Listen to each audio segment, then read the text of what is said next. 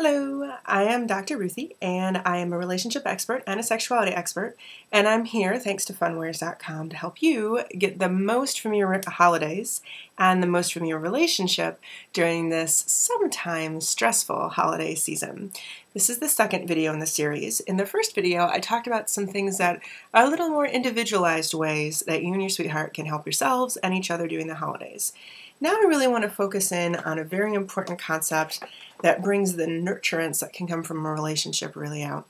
And this is a good tip not only for the holidays, but it's a good way to think about your relationship and how to persevere through really any situation that has the potential to be either stressful or a source of growth and support, depending on how it turns out. So, perhaps you have heard the phrase, when two become one, and talking about relationships and talking about when two people love each other so much, then they become one entity in the relationship. What I'd like to do is to encourage you to throw that idea out the window and instead to come up with the wonderful concept that two become three.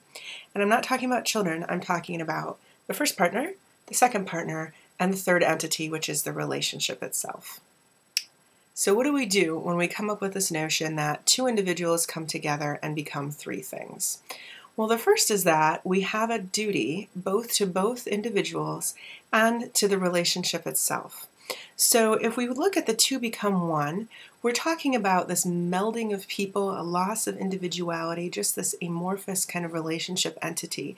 And people can find that very stressful, and it's not necessarily a realistic position to work from. True, sometimes things do work and feel that way, and that can be very nice. Or sometimes we can feel lost and isolated and disconnected from our partner and as though we have lost our identity. So during the holiday season, it's especially important to look at all the components of the relationship. When we have the two become three perspective, each individual person is responsible for themselves and their own needs, and for enlisting their partner to truly be a partner, a teammate, and helping them to meet their own needs. Additionally, each individual partner is also responsible for ensuring the nurturance of the relationship. Okay, so each of the individuals are nurturing the relationship. So this is how this might look during a stressful holiday season sort of situation. Let's say that it is gift buying time for the kids. And this is a difficult time of year for everyone. Let's say partner A is the main financial provider and partner B is the main child caregiver. And then we also have the relationship between the two of them. Now, especially when the main goal of the season seems to be kid-focused, it's hard to kind of even remember that third entity of the relationship at all, because the focus becomes the relationship with the children instead of the relationship with the other partner. And that can be unifying, but it can also be divisive if we're not careful about it. So for partner A, who's in charge of the finances, this can be a really strenuous time trying to figure out a way to make it all work financially for those must-have type gift items.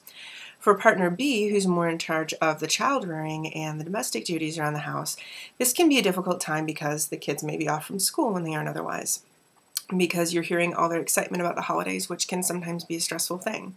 Because the planning is huge, and if partner B is also the main chef of the household and they're maybe entertaining, this can be a really challenging time as well. And so what we have is partners A and B off in their own worlds of their own separate stressors and really feeling like the other doesn't understand them. And you know what? The other person probably really doesn't understand them, but that's okay. It's because there's been a division of labor and both folks are focusing in their own areas.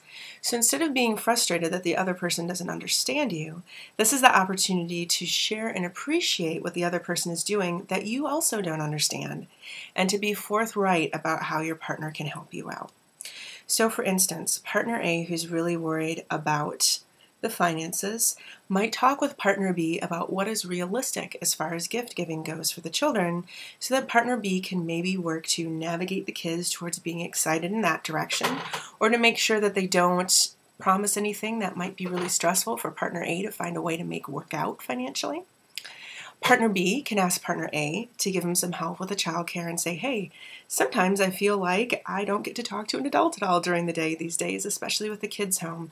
Could you talk to some of your friends and see if any of them want to have our kids over for the evening, and maybe we can switch back and forth a little bit, but A, if you'd be in charge of coordinating that, that would really take a load off my shoulders and I would really appreciate it. It's also the time to let your partner appreciate you for what you're doing. Partner A can come home and share, hey, guess what? I made the bonus this year, or I picked up a little bit of overtime, or I got a few extra hours, or I found a way to cut this bill down, so that partner B can really appreciate them. Partner B can let partner A know about what a great job they did when so-and-so almost had to go to the emergency room, but we worked it out and everything ended up okay. And they found a way to do the cooking a little more easily and is excited about some of the entertainment plans that are coming up.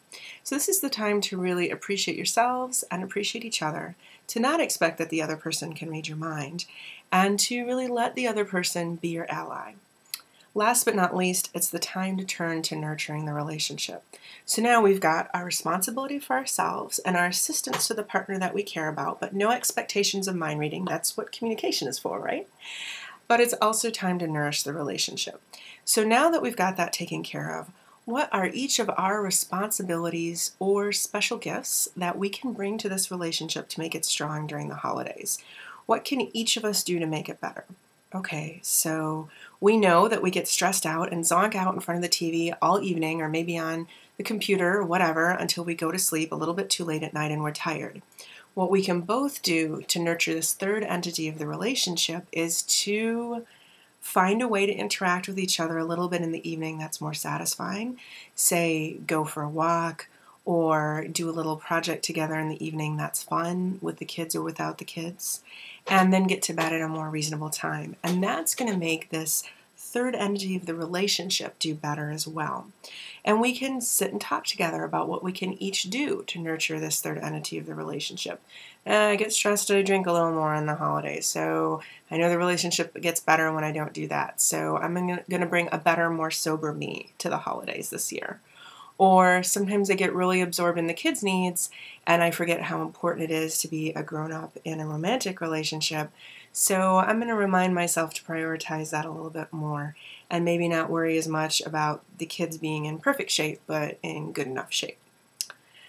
And then that way I can bring my best self to the relationship and do the things that I need to do to nurture it.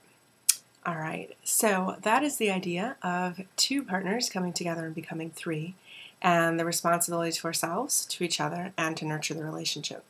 By focusing on that sort of concept, by sitting down together and brainstorming, not complaining, but brainstorming in a proactive manner, what we can do to make each of those three parts the best it can be, and with realistic expectations, but the best that it can be, not the best that it should be, then we can get through the holidays in a lot better shape.